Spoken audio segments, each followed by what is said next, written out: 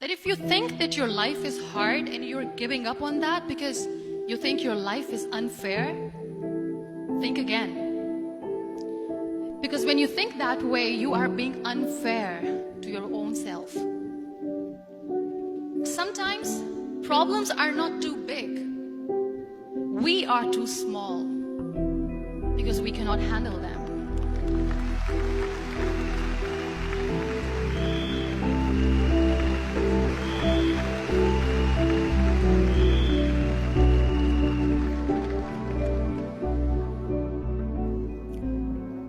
Just about after 2 years of getting married, about 9 years ago, I met a car accident. Somehow my husband fell asleep and the car fell in the ditch. He managed to jump out, saved himself. I'm happy for him. But I stayed inside the car and I sustained a lot of injuries. The list is a bit long, but don't get scared. I'm perfectly fine now. Radius ulna of my right arm were fractured. The wrist was fractured. Shoulder bone and collarbone were fractured. My whole rib cage got fractured. And because of the rib cage injury, lungs and liver were badly injured. I couldn't breathe. But that injury that changed me and my life completely as a person and my perception towards living my life was the spine injury. 3 vertebrae of my backbone were completely crushed and I got paralyzed for the rest of my life. Many people came to rescue. They gave me CPR. They dragged me out of the car. And while they were dragging me out, I got the complete transection of my spinal cord. I finally ended up in a hospital where I stayed for 2.5 months. I underwent multiple surgeries. Doctors have put a lot of titanium in my arm. There's a lot of titanium at my back to fix my back. I was at the verge of despair. One day, doctor came to me and he said, well, I heard that you wanted to be an artist, but you ended up being a housewife. I have a bad news for you. You won't be able to paint again because your wrist and your arm are so deformed, you won't be able to hold a pen again. And I stayed quiet. Next day, doctor came to me and said, your spine injury is so bad, you won't be able to walk again. I took a deep breath. I said, it's all right. The next day, doctor came to me and said, because of your spine injury and the fixation that you have in your back, you won't be able to give birth to a child again. That day, I was devastated. I still remember, I asked my mother, why me? And that is where I started to question my existence. Why am I even alive? What's the point of living? I cannot walk, I cannot paint, fine, I cannot be a mother. And we have this thing in our heads, being women, that we are incomplete without having children. I am going to be an incomplete woman for the rest of my life. What's the point? People are scared. They think I will get divorced. What is going to happen to me? Why me? Why am I alive? We all try to chase this tunnel. We all do this because we see light in the end of the tunnel, which keeps us going. My dear friends, in my situation, there was a tunnel that I had to roll on. There was no light. So what kept me going was, one day I asked my brothers, I know I have a deformed hand, but I'm tired of looking at these white walls in the hospital and wearing these white scrubs. I'm getting tired of this. I want to add more colors to my life. I want to do something. Bring me some colors, bring me some small canvas. I want to paint. So the very first painting I made was on my deathbed.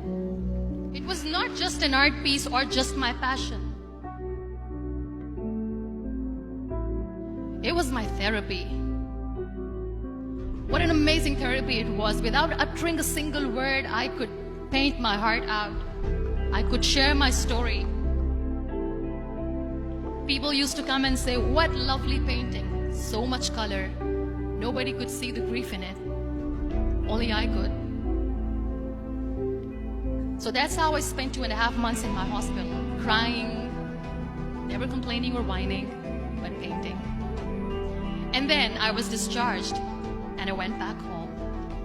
And I went back home and I realized that I have developed a lot of pressure ulcers on my back and on my hip bone. I was unable to sit. There were a lot of infections in my body, a lot of allergies. So doctors wanted me to lie down on the bed straight for not 6 months, for not 1 year, for 2 years. I was bedridden, confined in that one room, looking outside the window, listening to the birds chirping, and thinking maybe there will be a time when we'll be going out with the family and enjoying the nature. That was the time where I realized how lucky people are, but they don't realize. That is the time where I realized that the day I'm going to sit, I'm going to share this pain with everyone to make them realize how blessed they are, and they don't even consider them lucky.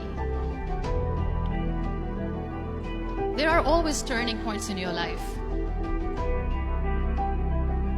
There was a rebirth day that I celebrated. After 2 years and 2.5 months, when I was able to sit on a wheelchair, that was the day when I had the rebirth. I was a completely different person. I still remember the day I sat on the wheelchair for the first time, knowing that I'm never going to leave this, knowing that I won't be able to walk for the rest of my life. I saw myself in the mirror and I talked to myself. And I still remember what I said. I cannot wait for a miracle to come and make me walk. I cannot sit in the corner of the room crying, cribbing and begging for mercy because nobody has time. So I have to accept myself the way I am. The sooner the better. So I applied the lip color for the first time.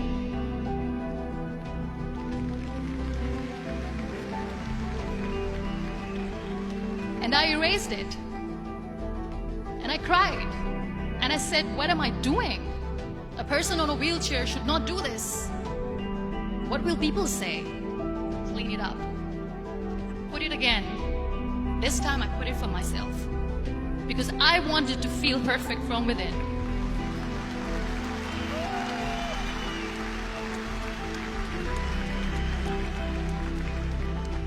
And that day I decided that I'm going to live life for myself. I am not going to be that perfect person for someone. I am just going to take this moment and I will make it perfect for myself. And you know how it all began? That day I decided that I'm going to fight my fears. We all have fears. Fear of unknown, fear of known, fear of losing people, fear of losing health, money. So I wrote down one by one all those fears. And I decided that I'm going to overcome these fears one at a time. You know what was my biggest fear? Divorce. I couldn't stand this word. I was trying to cling on to this person who didn't want me anymore, but I said no. I have to make it work. But the day I decided that this is nothing but my fear, I liberated myself by setting him free. And I made myself emotionally so strong that the day I got the news that he's getting married, I sent him a text that I'm so happy for you and I wish you all the best. And he knows that I pray for him today.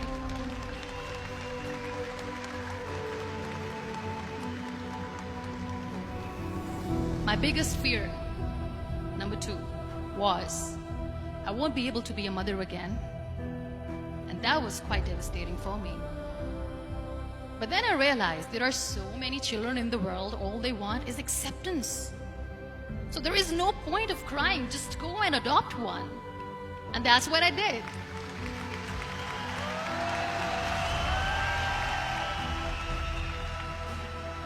I gave my name in different organizations, different orphanages. I didn't mention that I'm on a wheelchair, dying to have a child. So I just told them that this is Muniba Mazari and she wants to adopt a boy or girl, whatsoever, but I want to adopt a kid. And I waited patiently. 2 years later, I got this call from a very small city in Pakistan. I got a call and they said, "Are you Muniba Mazari? There is a baby boy and would you like to adopt?" And when I say yes, I could literally feel the labor pain. I said, yes, yes, I am going to adopt him. I am coming to take him home.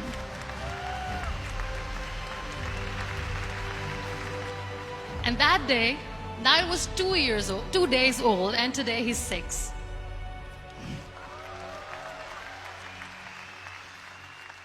You know, when you end up being on the wheelchair, what's the most painful thing? That's another fear that people on the wheelchair or the people who are differently able have in their hearts, but they never share. I'll share that with you. The lack of acceptance. People think that they will not be accepted by the people because we, in the world of perfect people, are imperfects. So I started to appear more in public. I started to paint. I always wanted to. I've done a lot of exhibitions. I'm Pakistan's first wheelchair-bound artist. I've done a lot of modeling campaigns, different campaigns. I decided that I'm going to join the national TV of Pakistan as an anchor person. And I've been doing a lot of shows for the last 3 years. I became the National Goodwill Ambassador for UN Women Pakistan, and now I speak for the rights of women, children. We talk about inclusion, diversity, gender equality, which is a must. I was featured in BBC 100 Women for 2015. I'm one of the Forbes 30 under 30 for 2016. So when you accept yourself the way you are, the world recognizes you. It all starts from within. We always expect ease from life. We have this amazing fantasy about life. This is how things should work. This is my plan. It should go as per my plan. If that doesn't happen, we give up. So my dear friends, let me tell you one thing. I never wanted to be on the wheelchair. Never thought of being on the wheelchair. I was always aspiring to do bigger things, but had no idea that for that I have to pay the price to be where I am today. It's a very heavy price. This life is a test and a trial. Tests are trials. Are never supposed to be easy. So when you are expecting ease from life, and life gives you lemons, then you make the lemonade, and then do not blame life for that, because you were expecting ease from a trial. Trials make you a stronger, better person. We have this thing in minds. We call it perfection. We want everything perfect. We want ourselves to be perfect. There is this image in our head about everything. Perfect life, perfect relationships, perfect career, perfect amount of money that we need to earn no matter what. Nothing is perfect in this world. We all are perfectly imperfect, and that is perfectly all right. You have to listen to your heart. You don't have to look good for people. You don't have to be perfect just because other people want you to be perfect. If your soul is perfect from within, that's all right. This is all what you want. This is all what you need to be. Be grateful for what you have. And you will always, always end up happy. But if you'll cry and if you'll crib for the little things that you don't have or the things that you've lost, you will never ever have enough. Sometimes we are too busy thinking about the things that we don't have that we forget to cherish the blessings that we have.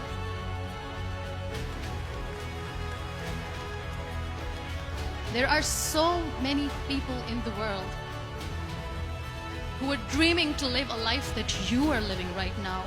You have no idea. Embrace each and every breath that you are taking. Celebrate your life. Live it. Don't die before your death. Real happiness lies in gratitude. So be grateful, be alive, and live every moment. Thank you so much, everyone. Thank you.